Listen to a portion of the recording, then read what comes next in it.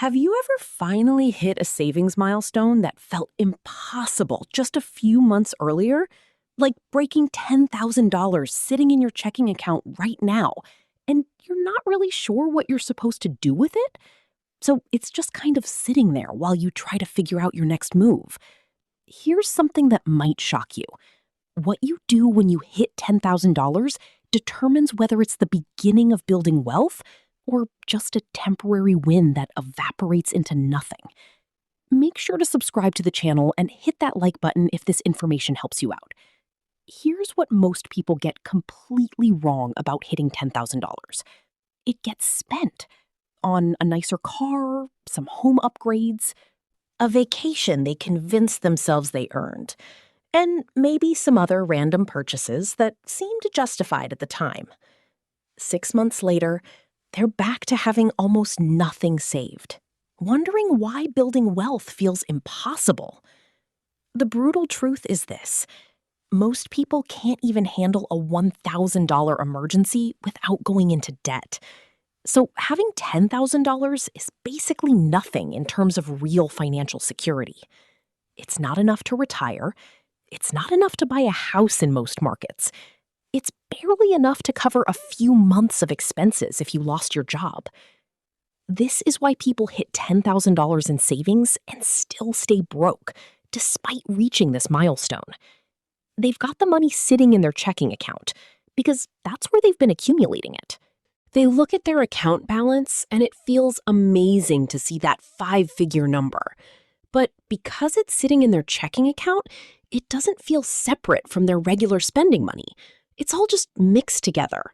So they start making slightly bigger purchases than they normally would. Nothing crazy, just spending a little more freely because, hey, they've got $10,000. Then it starts dropping. $9,000, $8,500, $7,800. They notice it going down, but they tell themselves they'll be more careful next month and build it back up. Except they never do, because they've already adjusted to this slightly higher spending level, and they can't dial it back down. Then an actual emergency happens. The car needs $2,000 to $3,000 in repairs. This wipes out a huge chunk of what's left. Now they're back to $3,000 or $4,000. And that original $10,000 feels wasted. They saved for months or even years to hit $10,000. And it took just a few months of careless spending plus one emergency to destroy it all. This is the cycle that keeps people broke forever. They save money, they let it sit somewhere accessible, they slowly spend it down through lifestyle creep and emergencies, and they never actually build wealth. But here's what people who actually build wealth do differently. When you hit $10,000, you need to split that money up and put it in different places with different jobs. Not next week. Not after thinking about it. Immediately. Because as long as that $10,000 sits in one place, it's vulnerable. You take $5,000 and move it to a completely separate high-yield savings account. You do not touch it except for genuine emergencies. Not vacations, not things you want but can't afford. Actual emergencies. Your car breaks down. You lose your job. You have a medical issue. This is your emergency fund, and it needs to be physically separated from your regular spending money. Most people keep their emergency fund in the same account and then wonder why they keep dipping into it. Put it somewhere separate, somewhere that takes a day or two to transfer. That creates friction. The psychological effect of this separation is massive. When you have $10,000 available, you feel comfortable spending. But when you only see $5,000, your behavior changes. The rest of that money, around $5,000, should be invested. Put it into a Roth IRA or a taxable brokerage account. Invest in broad market index funds. Not random stocks, not crypto hype. Simple, boring investments. Then, don't touch it. Let it grow over time. Investing is not about getting rich quickly. It's about putting money somewhere it can grow faster than inflation. That $5,000 won't double overnight, but over time, it grows. Now, here's the real difference. What you do after splitting that $10,000.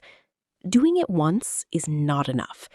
The people who actually build wealth set up automatic systems. They invest every month.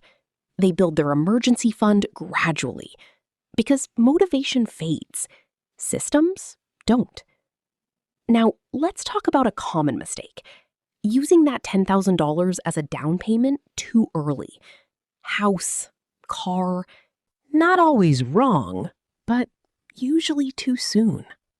Because you go back to zero. No savings, new payments, more stress.